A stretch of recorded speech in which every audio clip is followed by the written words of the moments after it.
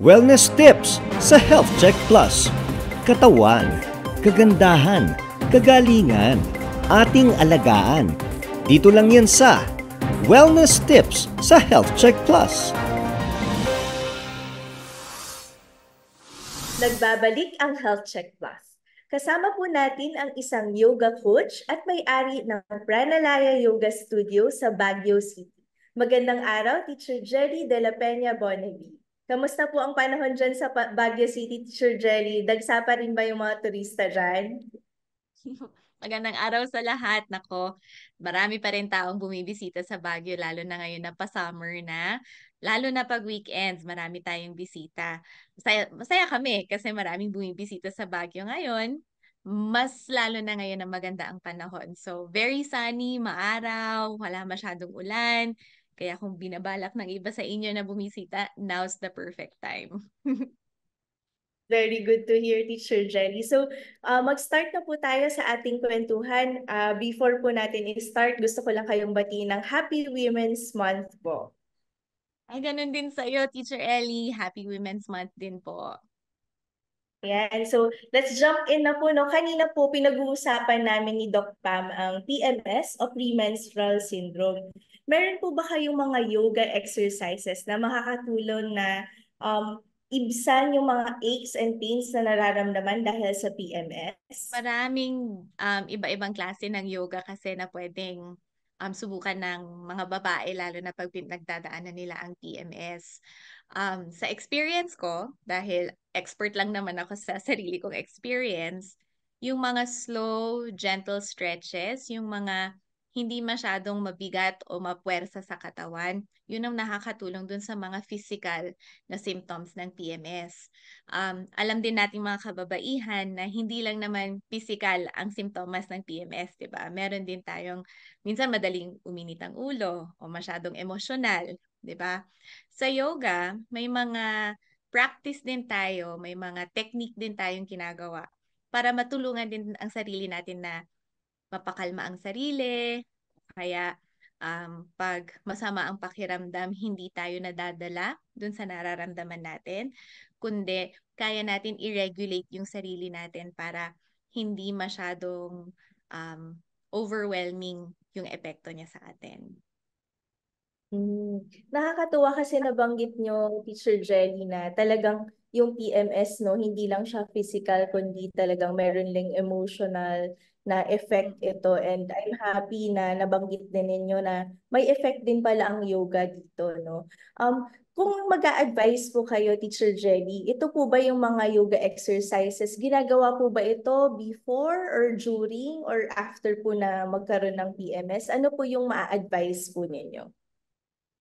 Depende kasi yan dun sa babae. 'Di ba? May mga ibang babae na um, yung epekto ng PMS very obvious. Talagang malakas yung impact sa katawan. Meron din ibang mga babae, medyo-medyo lang yung nararamdaman nila, hindi ganun kasakit o hindi ganun kalakas yung impact sa katawan nila. So, depende kasi sa tao yon. Um, Rule of thumb namin, kapag na minemens ka na, nagre-regla ka na, mas maganda na pinapahinga yung katawan.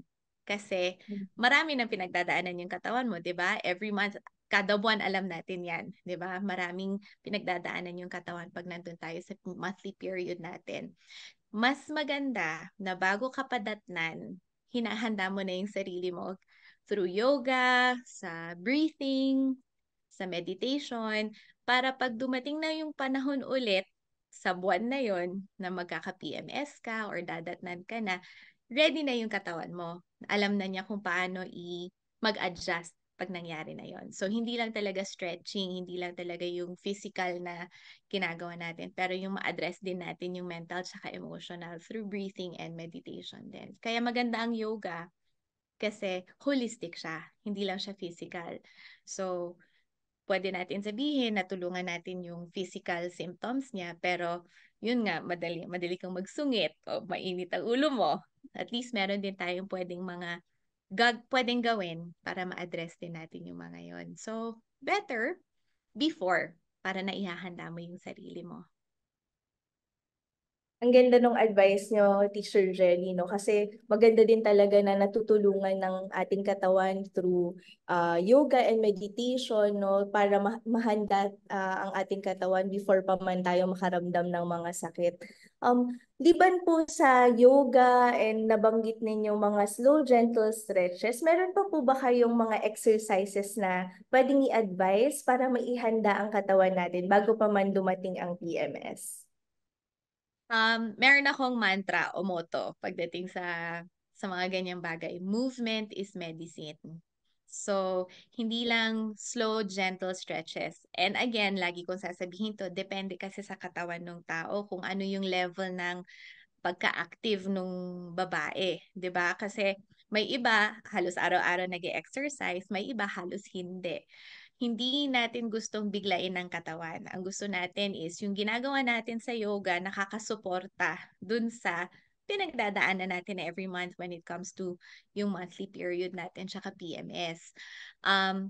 Sa experience ko, sa katawan ko, malaking tulong din sa akin hindi lang yung mga slow, gentle stretches, pero yung hot yoga, kung narinig nyo na yun before, ang hot yoga, ginagawa niyo yung mga yoga poses or yung mga yoga exercises sa isang kwarto na pinapainit. So, para kang nag-yoga sa sauna.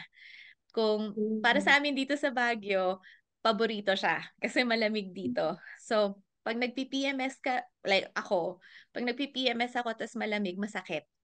Pero kapag Mhm. nakapag-hot yoga ako, before ako dadatnan, nababawasan yung symptoms ng PMS. Siguro kasi yung muscles ng katawan ko, lalo na dun sa area ng reproductive system ko, naigagalaw ko, nasa-stretch at natutone ko. So kapag nag-PMS ako, hindi ganun kalakas yung epekto sa akin kasi kinakaya ng katawan ko kung ano man yung sintomas sa effect ng PMS sa akin. So, Mhm. yeah. Talagang depende talaga sa katawan ng babae, no, Teacher Jelly. And nakakatuwa kasi lahat ng advice ninyo, talagang parang papakinggan mo din muna yung katawan mo before mo siya gawin. Pero napakaganda kasi ang daming nating choices, no, na pwede pang gawin. Para naman po maging healthy and fit, anong klaseng mga yoga exercises ang pwedeng gawin ng mga kababaihan? Ako, marami kang choices dyan. Um, Meron like binanggit ko, hot yoga. Ang maganda kasi sa hot yoga dahil mainit yung room, mainit yung kwarto, mas madaling makapag-stretch at kumbaga mabanat ang mga muscles natin. Hindi na ganun kahirap. Isa kasi sa misconceptions or ang iniisip ng tao, kailangan flexible ka na bago ka pwede magsimula ng yoga. Sa totoo lang, hindi yun totoo. Okay? Kahit sino, sa kahit anong edad, babae man o lalaki, sa kahit anong fitness level, pwedeng mag-yoga. Ang maganda lang sa hot yoga dahil warm na yung room, mainit na yung kwarto, hindi na kailangan ng ganun kahabang oras para ma-stretch yung muscles natin. Medyo mas malambot na siya. Pero may iba din naman na ang mas gusto na klaseng yoga is yung pampalakas ng katawan. And maraming choices din dyan. Lalo na dyan sa inyo sa Metro Manila, marami kayong pwedeng mapuntahan na studios na nag-o-offer ng mga iba-ibang klaseng yoga. You can choose from Ashtanga yoga, Vinyasa yoga. May mga mas modern na approaches sa yoga called power yoga. So yun yung talagang, yung mga gustong mahilig mag-workout, nakaka-complement to sa mga gym workouts nila. Pero meron din namang slower and more gentle na approaches or techniques. Pwede nyo i-explore ang yin yoga. Ang maganda sa yin yoga, kumbaga isipin nyo yung yin and yang. Yang is very strong, very energetic. Ang yin, kabaliktaran. Relaxing siya, it's slow. But also, yung target niya din is stretching. Pero hindi para maging flexible ang main focus ng yin yoga. Ang main focus niya, maka-release ng tension sa joints. Madalas, ang mga nag-a-attend sa yin yoga classes namin dito sa Baguio, yung mga maraming na iniinda sa mga kasukasuan o kaya sa katawan, yung mga parang matitigas nang hindi na nila magalaw. Ang yin yoga, very gentle and slow. So, gaya ng sinabi ko, again, depende sa tao yan, depende sa needs ninyo. At gaya ng sinabi mo rin, Ellie, hindi dapat pinupuwersa. Depende sa kung anong kailangan ng katawan mo. So, very important talaga. Pakinggan mo muna, ano bang kailangan ko right now? Kung very stressed na ako, ang pipiliin kong yoga, yung hindi na nakaka-stress. 'Di ba? At kung kailangan ko naman ng konting lakas ng katawan, de syempre, ang pipiliin kong yoga is yung nakakatulong magpalakas ng katawan. So, yun naman ang maganda sa yoga. Marami kang pwedeng pagpilian. May iba, hindi physical exercises. Marami silang iniisip, they have depression, they have anxiety. Siguro hindi muna physical exercises, kundi yung side ng yoga for meditation naman muna ang sisimulan nila. Or sa breathing muna, there's a technique called pranayama. Breathing exercises naman yon to help. Very helpful siya when you're going through mental, emotional, um, struggles, or kapag you're going through trauma, you're trying to heal from trauma, nakakatulong din yon. So, very wide ang choices natin. Oo nga, nabanggit nyo, Teacher Jelly, no? Talagang ang dami po palang kinds ng yoga and nakakatuwa kasi ang laki ng effect niya, no? But aside from what you've mentioned, like mga sa physical, sa stretches, sa mental health, and sa emotional health din, meron pa po bang mga benefits ang yoga sa ating katawan at sa ating kalusugan na pwede ninyong i-share sa ating mga nakikinig at nanonood? Sa experience ko, um, lumakas ang katawan ko, pero sa ating mga babae kasi maraming mga ayaw mag-workout, ayaw mag-exercise kasi ayaw lumaki ng katawan, 'di ba? Sa experience ko, hindi naman lumaki yung katawan ko na parang bulto-bultong mga muscle yung katawan ko, pero naramdaman kong lumakas ako. Lalo na ngayon na mother ako, I'm a new mom, doon ko naramdaman na ang laking tulong pala nung physical exercises ng yoga para ihanda yung sarili ko sa pagbuntis. Hindi ako masyadong nagka-problema sa pagbubuntis ko, sa panganganak ko din, at sa recovery ko. Um, Dati rin akong na-diagnose with anxiety, na I used to have an anxiety condition, and may paminsan-minsan lumalabas pa rin siya, pero dahil sa yoga, meron na akong mga tools ngayon para mai-regulate or ma-manage ko kung ano man yung mapasok sa isip ko or kung ano man yung nararamdaman ng katawan ko dahil sa anxiety ko. Um, sa mga estudyante ko or sa mga students namin na pumupunta sa studio, marami kaming mga testimonials din dahil sa yoga. Isa sa mga pinaka-interesting na effects and benefits na sinashare sa amin ng mga kababaihan na students namin is yung mga nahihirapan magbuntis noon, nabubuntis mula nung nagsimula Wow. sila mag-yoga. Hindi ko alam kung ano yung science doon, pero it's happening. Yun ang nangyayari sa mga estudyante namin. May mga estudyante din kami na medyo mas advanced na, medyo mas matanda na sa edad. And mga naka-maintenance or mga nagka-stroke, yung mga ano na iniinda at nararamdaman na ng mga mas advanced sa age. And ang kagandahan sa yoga, kung regular ka nakakapag-practice, is pag nagba-blood work sila, pag nagpa-blood test sila, gumaganda ang resulta ng blood test nila. Pati yung mga estudyante namin na naka-maintenance dahil sa heart condition or sa iba mang sakit nila, nagkikwento sila sa amin na kung hindi binabawasan yung maintenance ay tinatanggal na. Pero ang importante doon ay kailangan regular at consistent sila mag-yoga kasi exercise pa rin naman siya. Physical movement pa rin naman siya. Last sharing ko na benefit siguro is gumaganda ang pananaw sa buhay. dun sa Mm. araw-araw. Marami akong mga estudyanteng nagkikwento na hindi na sila nagagalit habang nagmamaneho at traffic. Habang noon road rage is life. Ngayon maganda pa rin yung disposition nila, maganda pa rin yung mood nila kahit ano pa yung challenge na hinaharap nila. So, yun, parang marami kang makukuhang benefits talaga sa yoga.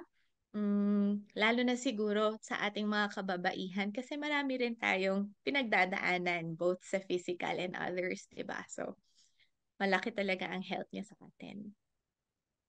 Ang laki po pala at talagang ang wide nung effect niya, no? And nakakatuwa kasi ang gaganda ng mga testimonials, lalo na from your students, Teacher Jelly. Nabanggit ninyo kanina you're a new mom, tapos marami pong nabubuntis dahil regular ang kanilang yoga practice. Kasi may misconception po, Teacher Jelly, na pagkabuntis ba, bawal bang mag-yoga? Or pwede pa rin po ba? Ano pong advice ninyo? Actually, malaking tulong ang yoga sa pagbubuntis. Lalo na yung kapag buntis ka na. Number one, kailangan mo nang makuha mo ang clearance ng doctor mo, ng OB-GYN mo. Kasi syempre, again, case-to-case basis yan Depende dun sa tao kung ano yung kondisyon ng pagbubuntis niya. Para sa akin, dahil bago pa ako nabuntis, nagyo-yoga na ako, pwede ko siyang ituloy-tuloy habang buntis ako. May mga iba akong estudyante na dahil masela ng pagbubuntis nila, recommended nung doktor nila na at least yung first trimester, wag muna. Kapag nakakapit na ng mabuti yung bata, yung baby sa sinapupunan, tsaka lang pwede ulit mag-start ng yoga. Meron actually technique or approach sa yoga called prenatal yoga. I actually teach that. And swerte ko kasi nung buntis ako, naipa-practice ko sa sarili ko yung tinuturo ko. And malaki siyang suporta para dun sa mother or yung sa mother-to-be. Kasi hindi lang niya hinahanda yung katawan for labor and birth, pero sinusuportahan din yung mother again sa physical tsaka ay sa psychological, sa mental tsaka sa emotional. Kasi marami kang pagdadaanan habang nagbubuntis ka, lalo na yung pag naglilihi ka, lumalaki na yung katawan mo, sumasakit-sakit na ang kung ano-ano. And kung hindi naiintindihan nung babae, nung nanay, yung nangyayari sa katawan niya at hindi niya alam paano um, i-regulate yung sarili or i-manage yung sarili para hindi ganun ka scary, hindi ganun ka nakakatakot yung experience, mas mahirap yung experience later on pag magi-give birth ka. Malaki yung fears, malaki yung takot mo, um, yung nervyos mo pag manganganak ka at pag nandyan na yung bata, 'di ba? So, pag nag-yoga ka kasi, meron kang support para sa sarili mo. Marami kang pwedeng gawin. Kahit lalo na nung nagli-labor na ako, tapos nararamdaman ko na yung mga contractions ko, may mga um, movements, mga exercises and stretches para rin matulungan yung bata na magposisyon ng maayos at para yung pelvis nyo, yung katawan natin mag-ready na para mag-open up para manganak. And pati yung mental mo, hindi ka nagpapanik, hindi ka nagagalit, hindi mo minumura yung asawa mo or ano man. Kalmado kang, pwede kang kalmadong manganak kung naipa-practice mo ng mabuti yung prenatal yoga mo. So, sa mga mommies dyan na nanonood, kung tinatanong nyo, nasa isip nyo ngayon, ako, pwede pa kaya ako mag-yoga? Pwedeng-pwede po. Napakaganda ng sharing natin today, Teacher Jelly. And napakabilis ng ating oras. Ang dami po nating napag-usapan, lalong-lalo na sa benefits and naging experience niyo with your yoga practice. Before po tayo magtapos, Teacher Jelly, by online yoga classes po ba kayo? Baka po meron po kayong sharing kung nasan po ba ang inyong yoga studio, and i-invite po natin ang mga nakikinig at nanonood natin dito sa Health Check Plus. Okay, nag-o-offer po kami ng online yoga classes po na one-on-one dahil naniniwala po kami na gaya ng sinabi ko, depende po kasi sa pangangailangan ninyo. So kung interesado po kayo mag-start ng yoga online sa amin po, pwede nyo po kaming i-contact sa Facebook, sa Instagram. Ang pangalan po ng yoga studio namin ay Pranalaya Yoga and Wellness Baguio. Pwede nyo po kaming i-message, nandun din po yung cellphone number po namin. And kung nasa Baguio naman po kayo, napabisita po kayo dito or you're from Baguio as well, come and visit us po sa studio namin. We're located po kami sa Montinola Subdivision, malapit lang po kami sa Burnham Park. So kung may needs po kayo, may questions po kayo, please get in touch with us. Thank you very much po, Teacher Jelly. Salamat na napaunlakan niyo ang aming imbitasyon dito sa Health Check Plus. Salamat sa invitasyon din, Ellie. And hopefully, kung may mga interesado dyan sa yoga, hindi lang sa amin mag-get in touch, baka pwede rin po sa inyo. Let's all be well and happy. Maraming salamat, Teacher Jelly de la Peña Bonavi. Samahan niyo po kami muli sa susunod na linggo. Ako po si Teacher Ellie Campos Banayat, dito sa Health Check Plus. Tandaan, ating pangalagaan ang ating kalusugan sapagkat ang kalusugan ay ating kayamanan. At huwag kalimutan batiin araw-araw ang ating minamahal. Be kind, be safe, and stay healthy. Mapapanood din po ang ating programa at mga nakaraang episodes sa YouTube channel ng Health Check Plus sa www.youtube.com/c/healthcheckplusph. Ang Health Check Plus ay production ng Vital PH Science Incorporated kasama ang Manila Broadcasting Corporation.